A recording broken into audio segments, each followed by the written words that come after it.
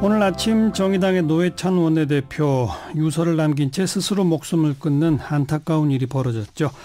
정치권도 지금 큰 충격에 빠져서 침통해하고 있는데요. 더불어민주당, 자유한국당, 민주평화당 이 세 당의 대변인들 연결해서 입장을 좀 듣겠습니다.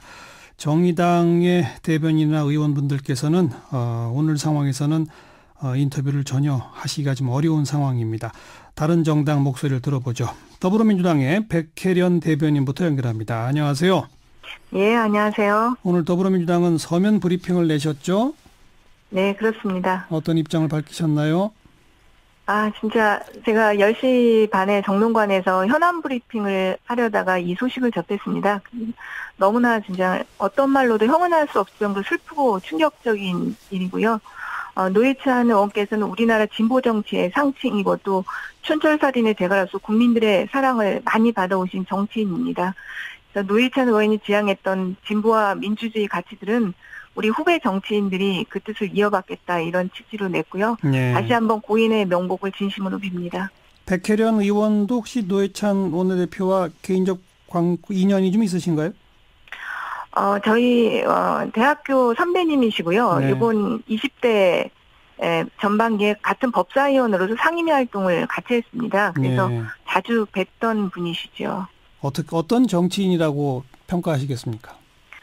사실 다선 정치인이 되면 상임이나 이런 데서 초선이나 재선보다는 좀 더 열정이 떨어지는 모습이 보입니다. 근데 노회찬 의원님께서는 다선 정치인임에도 불구하고 항상 상임에 굉장히 열정적으로 임하셨습니다. 항상 그 일관된 자세로 사회적 경제적 약자의 편에 서시는 활동을 하셨고요. 작년에 제가 상임위에서 굉장히 기억에 남는 것이 직접 신문지로 그 교도소의 재소자들의 열악한 상태를 표현하시기 위해서 신문지로 그 평을 이렇게 계산을 하셔서 그 위에 직접 눕고 이런 시연하는 모습까지 뵀던 것이 눈에 선합니다. 교도소의 그 좁은 공간을 신문지 몇 장 깔아놓고 그 위에 직접 누웠던 그 모습을 말씀하시는 거죠? 그렇죠. 국민들께서도 그때 굉장히 많이 보시고 박수 많이 쳐주셨던 것으로 기억합니다. 네. 직접적으로 이제 특검 수사와 연결돼서 이런 비극적 결과가 나왔는데 정의당은 이런 입장을 밝혔습니다. 애초 특검의 본질적 목적에 부합하지 않는 표적 수사, 여론몰이식 수사가 이런 비극적 결과를 초래했다. 이런 입장에 대해서 어떻게 생각하십니까? 지금 이제 특검 수사가 특히 기존의 많은 수사들이 비판을 받았지만은 그 피의 사실 공표 부분 이 부분에 대해서는 다시 한번 좀 되돌아봐야 될 것 같습니다. 그러니까 노회찬 의원 같은 경우도 이것이 실제로 조사에 노회찬 의원에 대해서는 소환조차 되지 않았는데 노회찬 의원에 대한 혐의가 계속적으로 아주 상세하게 흘러나오지 않았습니까? 예. 그런 것들이 결국은 조사가 이루어지기도 전에 어떤 범죄 사실을 확정하고 심리적인 압박감을 줄 수밖에 없었던 부분이 있다고 보입니다. 그래서 그런 부분들에 대해서 우리가 다시 모든 수사팀들이 좀 되돌아야 봐야 될 부분이 아닌가 이렇게 생각됩니다. 네. 그리고 정의당의 입장은 이 특검의 본질적 목적은 이른바 댓글 공작이 있었느냐 없었느냐 바로 이 부분인데 그것과 좀 부합하지 않는 이 정치 자금 쪽으로 이 수사의 방향이 틀어진 대목을 지적했는데 그건 어떻게 보십니까? 그러니까 특검으로서도 좀 곤혹스러우면 이제 댓글 부분은 어느 정도 사실 수사가 종결이 되다 보니까 그러니까 자기네들이 더 크게 넓게 좀 특검에 뭔가를 보여줘야 된다는 그런 생각들이 있었던 것 같습니다. 그러다 보니까 정말 댓글 조작이라는 그 본연의 수사의 목적보다는 특히 정치인들과 연관된 작은 부분 이런 부분들에 더 집중을 하게 됐던 것이고요. 그런 부분들이 또 이런 좀 비극적인 사태를 가져온 부분은 있는데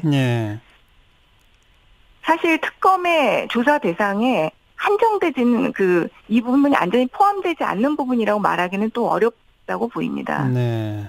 앞으로 특검의 수사 방향은 어떻게 가야 한다고 보십니까? 일단 그동안의 수사 가능에 비춰보면 다자가 관련된 사건과 관련해서는 곡성권 없음 처리가 되는 것이 일반적이고요. 지금 특검에서 말하기를 지금 자금 공유와 관련한 부분은 계속적으로 수사를 하겠다 이렇게 오늘 보니까 밝힌 것 같아요. 그렇죠. 그래서 그 부분은 조금 더 시간을 두고 봐야 될 것 같습니다. 예. 그리고 청와대가 개각과 관련해서 더불어민주당이 주도해서 야당도 함께하는 협치 내각 그 논의가 진행되고 있다는 식의 표현을 쓴 바 있는데 혹시 정의당하고 그 입각 문제에 대한 논의가 진행되어 온 바가 있었습니까? 아직까지 그 구체적으로 됐을 것 같지는 않고요.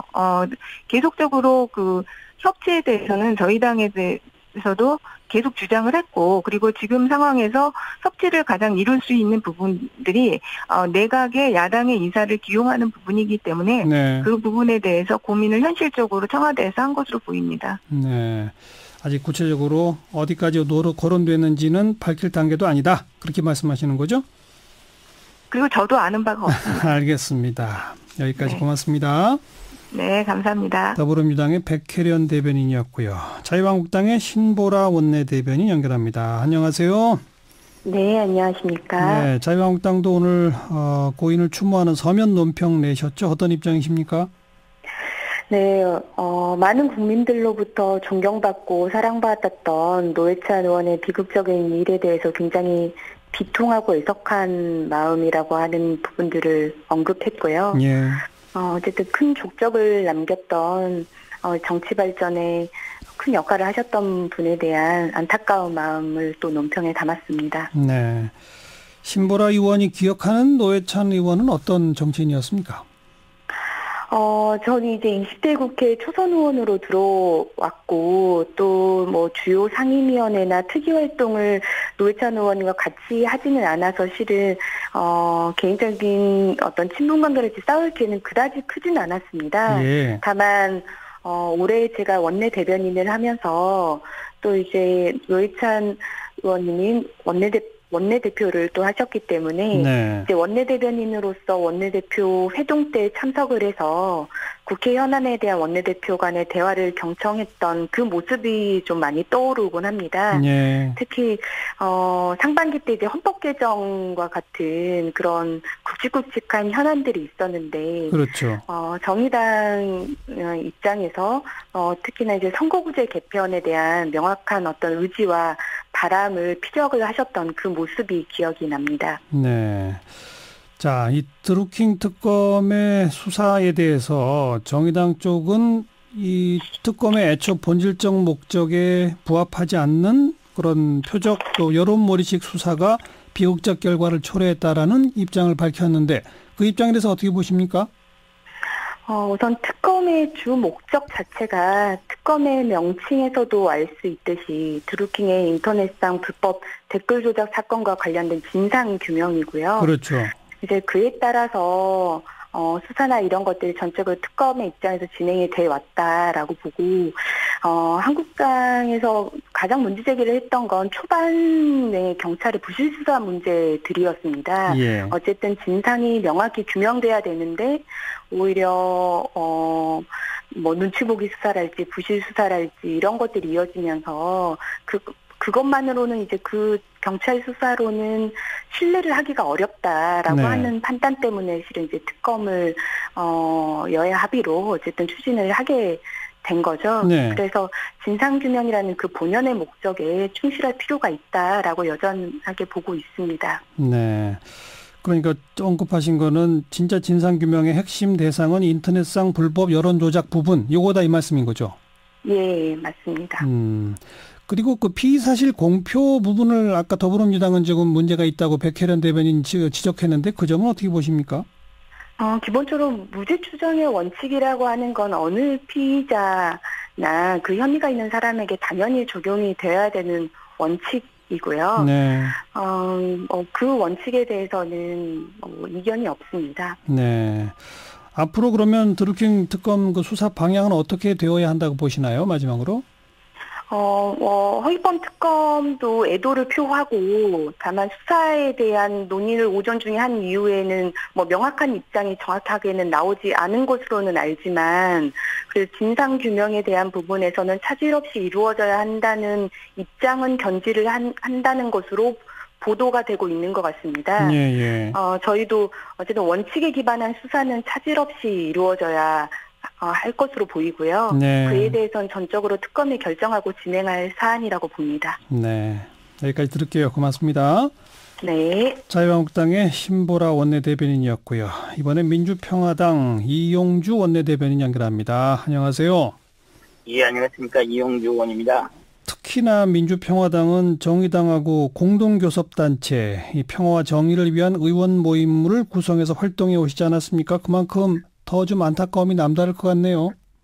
예, 특히 노회찬 의원과 저는 함께 법사위에서 같이 활동도 하였고, 이번 공동교섭단체를 꾸리는 협상 당사자로서 사실상 같이 일을 해왔던 사실 때문에 오늘 같은 일을 정말로 청천벽력 같은 마음이 아직도 두근거리고 있습니다. 네.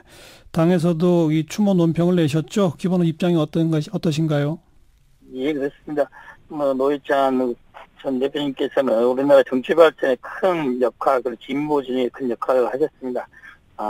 못다 이런 꿈들을 남겨놓고 가셨지만은 그런 것들은 남겨진 후보 정치인들이 해내야 될 것으로 그렇게 보고 있습니다. 특히 이용주 의원이 가장 인상 깊게 기억에 남는 노회찬 의원의 모습이 있었습니까? 저는 정치를 시작하기 전에 검사로 있을 당시에 여러 노회찬 의원이 원내에 계시거나 원내에 있을 때도 많이 봐왔었습니다. 그 당시 또 처음으로 국회의원으로 나왔을 때 정치를 개혁해야 된다, 사람들 개혁해야 된다 이런 말들을 많이 하셨을 때 이제 새로운 유형의 정치인들이 나왔구나, 우리나라에 도움 많이 되겠다 이런 생각을 해왔었죠. 특히 삼성 S8 사건으로 인해서 의원직을 잃었지 않습니까? 그렇죠. 있었습니다. 그러면서 아까운 정치인이 이런 사건을 연루돼서 억울하게 비원 자리를 뺏기는구나. 그 이후로 상당 기간 피선거권 제한돼서 나오시지 못하다가 회복이 돼서 다시 국회의원으로 당선이 되었고 저희랑 같이 할 수 있게 된 것만으로도 영광스럽게 생각하고 있습니다. 예. 정의당이 낸 입장을 보면 애당초 특검의 본질적 목적에 부합하지 않는 표적 수사 또 여론몰이식 수사가 비극적 결과를 초래했다라는 입장인데 어떻게 평가하십니까? 예, 정의당에서 그러한 논평을 낸 것으로 알고 있습니다. 특히 드루킹 특검이 원래 저희들이 이 특검법을 만들었던 주요 수사 대상은 댓글 여론의 조작에 대한 부분이 주안점이 되었던 것은 사실입니다. 네. 나중에 특검이 주안점에 대한 수사보다는 그 외적인 부분에 대해서 우선적으로 수사를 하고 있고 여론이 관심을 충족시키는 호기심에 대한 충족 이런 면을 하고 있어서 그런 부분들은 아쉽게 생각합니다. 지금이라도 특검이 원래 특검법에서 의도했던 사건, 댓글 여론 조작 사건에 대해서 좀 더 집중해서 해주는 게 낫다 이렇게 봅니다. 네. 조금 너무 앞선 질문인지 모르겠습니다만은 아까도 제가 언급했던 평화와 정의를 위한 의원 모임이 간신히 20명 의석으로 교섭단체를 꾸려오지 않았습니까? 그렇습니다. 예. 지금 교섭단체가 이제 구성을 못할 상황이 됐는데 거기에 대한 좀 논의를 해보셨나요? 아직 그런 것을 논의할 단계는 아니고요. 네. 현재 상태로는 법에 따르면 이 수석을 채우지 못하고 있기 때문에 공동교섭단체는 사실상 시도가 되었다고 봅니다. 다시 다른 정의당과 같이 이야기를 나누겠지만은 추후 다른 부속이라든지 같이 해서 공동교섭단체를 다시 꾸릴지는 좀 시간이 지난 후에 다시 논의를 해서 하는 게 어쩔까라는 생각을 하면 지금은 그런 걸 논의할 시점은 아닌 것 같습니다. 네, 여기까지 고맙습니다. 예, 감사합니다. 민주평화당 이용주 원내대변인까지 더불어민주당, 자유한국당, 민주평화당 세 당의 대변인들 목소리를 들어봤고요. 많은 분들이 문자로 의견 주고 계십니다. 김석님께서 진보층의 별이었는데 참으로 안타까운 일입니다. 삼가 고인의 명복을 빕니다. 3702번님, 서민의 입장을 대변해 오던 노 의원님의 소식을 듣고 너무 놀랐습니다. 약자들은 어쩌라고 하늘로 이리 빨리 가시는지 너무 안타깝습니다. 슬픕니다. 8672번님, 평생을 약자를 위해 강자와 맞서 살아왔던 그가 도덕적 가치를 스스로 지키지 못한 안타까움에 얼마나 고뇌했을지를 생각하면 가슴이 너무 아픕니다. 전상은님, 노회찬 의원은 분명 과보다 공이 많은 정치인이었습니다. 이원진님, 그동안 고생 많으셨는데 이제는 좋은 곳에서 마음 편히 쉬시길 바랍니다. 감사했습니다. 이런 의견 주셨고요. 그리고 4935번님, 명예를 아는 자의 죽음은 슬퍼하지 말고 가슴에 새겨야 합니다. 잊지 않도록 명복을 빕니다. 이런 의견 주셨습니다. 참여해 주신 많은 분들께도 감사드리고요. 노회찬 의원의 명복을 빕니다.